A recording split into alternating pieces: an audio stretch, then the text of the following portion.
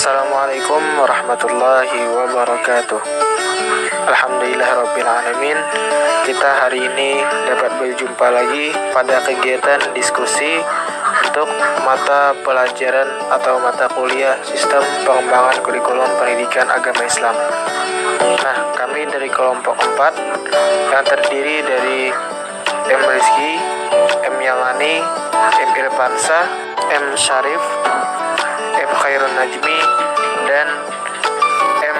Haris Fadilah akan mempresentasikan makalah kami yang berjudul Pengembangan Kurikulum yang mencakup konsep, dasar-dasar, dan prinsip. Jadi bagi kawan-kawan tolong disimak dan dengarkan. Apabila ada kekurang pahaman, silahkan tanyakan di akhir video ini.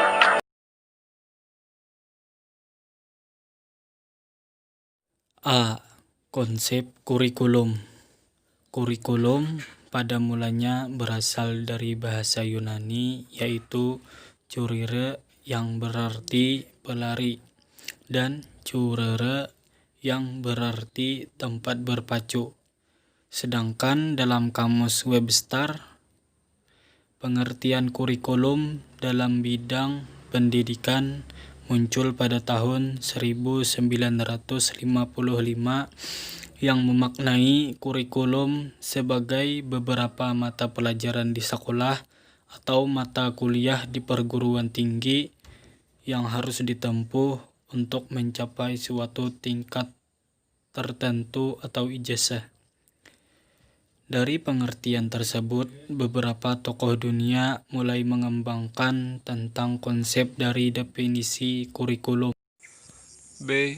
Dasar-dasar pengembangan kurikulum. Yang pertama, kurikulum disusun untuk mewujudkan sistem pendidikan nasional. Yang kedua, kurikulum pada semua pendidikan dikembangkan dengan pendekatan kemampuan.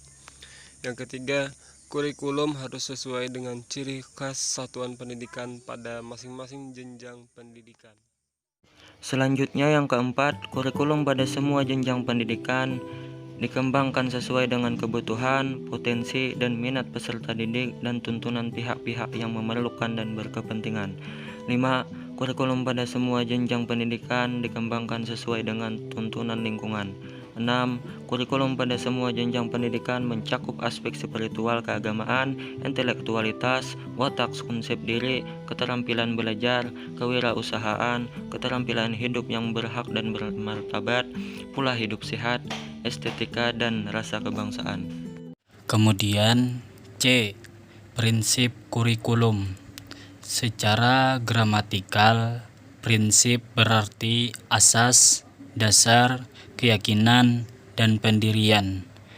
Dari pengertian ini tersirat makna bahwa kata prinsip menunjuk pada hal yang sangat penting, mendasar, atau diperhatikan, memiliki sifat mengatur dan mengarahkan, serta sesuatu yang biasanya selalu ada atau terjadi pada situasi kondisi yang serupa. Macam-macam prinsip pengembangan kurikulum. A. Prinsip umum. 1. Prinsip relevansi. 2. Prinsip efektivitas. 3. Prinsip efisiensi. 4. Prinsip kontinuitas. 5. Prinsip fleksibilitas. 6. Prinsip berorientasi pada tujuan dan kompetensi. 7. Prinsip sinkronisasi. Selanjutnya yang B, prinsip khusus. Yang pertama, prinsip tujuan kurikulum. Yang kedua, prinsip isi kurikulum. Yang ketiga, prinsip didaktik metodik. Yang keempat, prinsip yang berkenaan dengan media dan sumber belajar. Dan yang terakhir, prinsip evaluasi. Nah, sampai di sini dulu presentasi dari kami. Kami mohon maaf atas segala kekurangan, dan apabila ada pertanyaan dari kawan-kawan dipersilakan untuk bertanya. Terima kasih atas segala perhatian. Assalamualaikum warahmatullahi wabarakatuh.